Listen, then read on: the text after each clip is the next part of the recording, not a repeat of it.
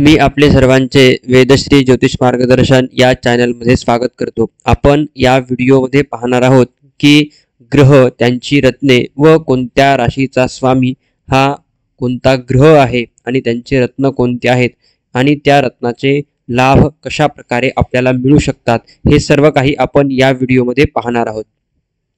तर हा व्हिडिओ आपण शेवटपर्यंत नक्की पाहावा। सर्वप्रथम सिंह राशी चा स्वामी हा रवी आहे, म्हणजे सूर्य, आणि त्याचे रत्न माणिक रत्न आहे। माणिक रत्न हे लाल प्रकारचे दिसणारे रत्न आहे। हे रत्न धारण केल्यामुळे आपल्याला रवी ग्रहांचे जे शुभ फळ आहेत ते आपल्याला प्राप्त होतात। जसे की सरकारी गव्हर्नमेंट संबंधित कार्यामध्ये, नोकरीमध्ये आपल्याला यश मिळते, लीडरशिपमध्ये आपल्याला फळ मिळते। या प्रकारे आपल्याला रवी ग्रहाचे अत्यंत शुभकारक फळ असणारे हे माणिक रत्न धारण केल्यामुळे आपल्याला नक्की मिळतात। त्यानंतर दुसरा ग्रह म्हणजेच चंद्र हा ग्रह आहे, तो ग्रह मोती याचे रत्न आहे आणि कर्क राशीचा जो स्वामी आहे तो चंद्र ग्रह आहे। तर मोती धारण केल्यामुळे आपल्याला मनाची शांतता, मन अस्थिर राहणे, एकटेपणा असणे, तर मोती धारण केल्यामुळे हे काही जे अशुभ फळ आहेत ते मोती धारण केल्यामुळे कमी होतात आणि आपल्याला मनस्थिती चांगली राहते। त्यानंतर मनचिंता कमी होऊन आपल्याला नवीन विचार, चांगले विचार आपल्या मनामध्ये येतात, कार्यामध्ये आपली गती वाढते। त्यानंतर असेच जे चंद्रासंबंधित अशुभ फळ कमी होऊन शुभफळ देण्याचे कार्य हे मोती रत्न आपल्याला देत असते। कोणालाही एखादी मनश्चिंता असेल किंवा एखादा व्यक्ती जर चिंतेत जास्त प्रमाणात असेल तर त्या व्यक्तीने मोती धारण करावा। त्यानंतर येणारा ग्रह हा मंगळ ग्रह आहे। मंगळ ग्रह मेष आणि वृश्चिक राशीचा स्वामी आहे। मुंगा हे त्याचे रत्न आहे। मुंगा रत्न जर मंगळाचे रत्न धारण केल्यामुळे राग, द्वेष, आपल्या कार्यामध्ये गती आणणे, त्यानंतर भूमी संबंधित कार्य, हे सर्व काही मंगळ ग्रहाच्या आधिपत्याखाली येतात, ते सर्व काही मार्गी लागतात आणि त्यातून आपल्याला शुभफळ नक्की मिळते।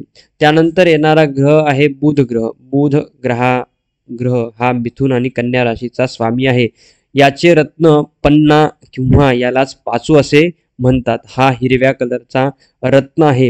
ह्या रत्न धारण केल्यामुळे बुद्धीची क्षमता वाढते। विद्यार्थ्यांसाठी अत्यंत शुभकारी फळ देणारे हे रत्न आहे पाचू किंवा पन्ना। हे रत्न धारण केल्यामुळे बुद्धीची क्षमता वाढतेच, त्यासोबत विस्वभावी जी व्यक्तीची वृत्ती असते ती वृत्ती कमी होते आणि शुभफळ या बुध ग्रहाच्या पन्न्याच्या रत्नामुळे आपल्याला मिळते। त्यानंतर येणारा ग्रह म्हणजेच गुरु ग्रह हा धनु आणि मीन राशीचे स्वामित्व गाजवतो।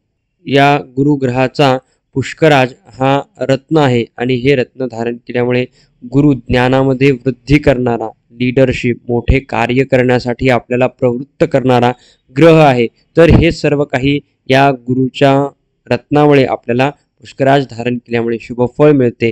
कोणतेही मोठे कार्य असो, त्यामध्ये सफलता पाहिजे असेल किंवा आपण जे कार्य करत आहोत त्यामध्ये आपल्याला शुभफळ मिळावं, धान्य, समृद्धी, समाधान प्राप्त व्हावं, यासाठी हे पुष्कराज रत्न आपण गुरुचे नक्की धारण करू शकता। परंतु आपल्या कुंडलीमध्ये कोणत्या स्थानामध्ये आहे त्यानुसार पण आपण पुढे पाहूयात।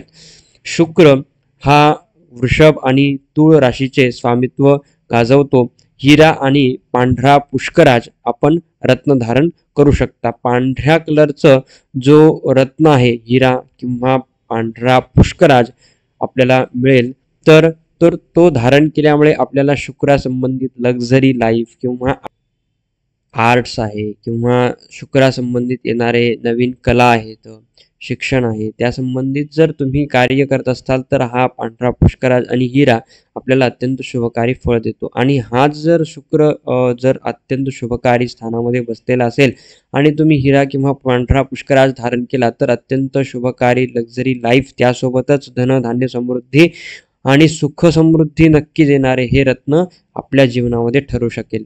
त्यानंतर शनी आहे। शनी ग्रह मकर आणि कुंभ राशीचे स्वामित्व घेऊन चालतो। तर याला हे नीलम रत्न धारण केल्यामुळे अत्यंत शुभकारी फळ मिळते. नीलम रत्नाचे अत्यंत प्रभावी फळ आपल्याला पाहायला मिळते. कुंडलीमध्ये जर शुभफळ देणारे असेल तरच आपण धारण करावे.